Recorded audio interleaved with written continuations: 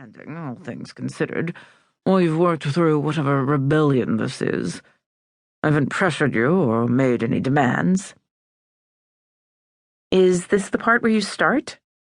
I asked. If I'd known all this time you were just being patient, waiting for me to get over my rebellion, I'd have been happy to set you straight long before now. This isn't a phase for me, and I think I was pretty honest about that from the beginning.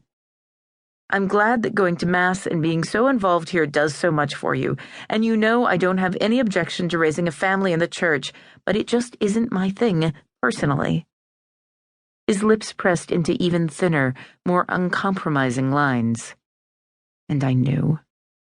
I knew where this was going, and based on what he'd just said, everything that had just happened, I couldn't even be surprised. Not really.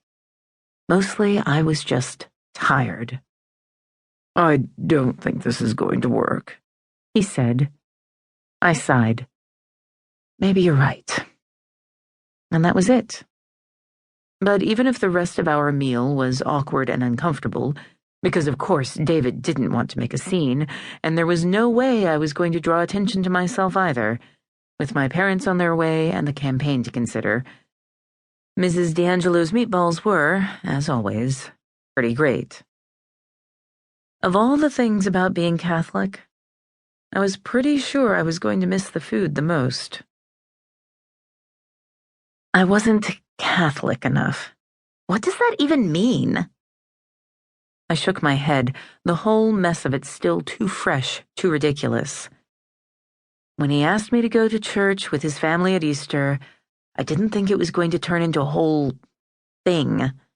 Obviously, I haven't been in forever because they changed half the wording of the prayers, and I was on autopilot with the wrong script. Of course, his mother noticed, and you should have seen the look she gave me. Needless to say, Easter dinner was ice cold, but I thought we were fine. We laughed about it after. Sarah raised both eyebrows, peering at me over the rim of her coffee cup. "Are you sure it wasn't just you laughing about it?" I sighed, leaning back in my booth. I don't know. Honestly. After the way his mother was acting, I didn't have the heart to tell him how long it had been since I'd stepped foot in a church. I swirled my hot cocoa, dissolving some of the whipped cream while I waited for it to cool.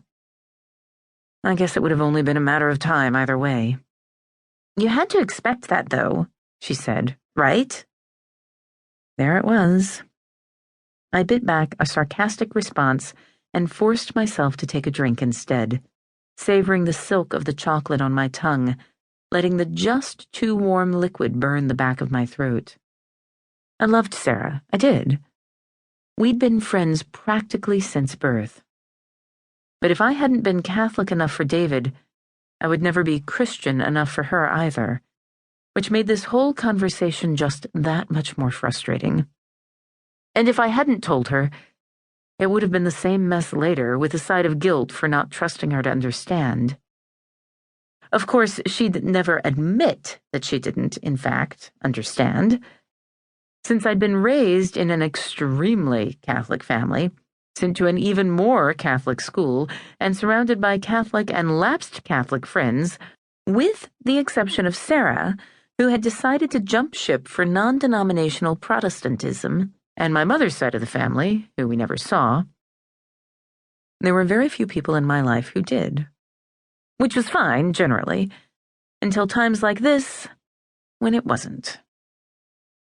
But it was Saturday brunch, and you just didn't miss Saturday brunch with your best friend, no matter how awkward it was going to be when you had to confess that you'd been dumped by the first serious boyfriend you'd had in years.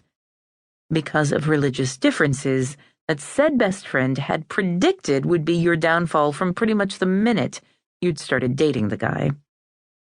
It made me want to beat my head against the table. That was the proof of a best friendship, though, right? Best friends always brought the tough love, even if sometimes it fell a little on the misguided side. Not everyone needs to marry someone who believes exactly the same thing they do, I said, hoping it sounded mild and reasonable, and not like a critique of her life choices. Sarah had long since stopped even considering men who weren't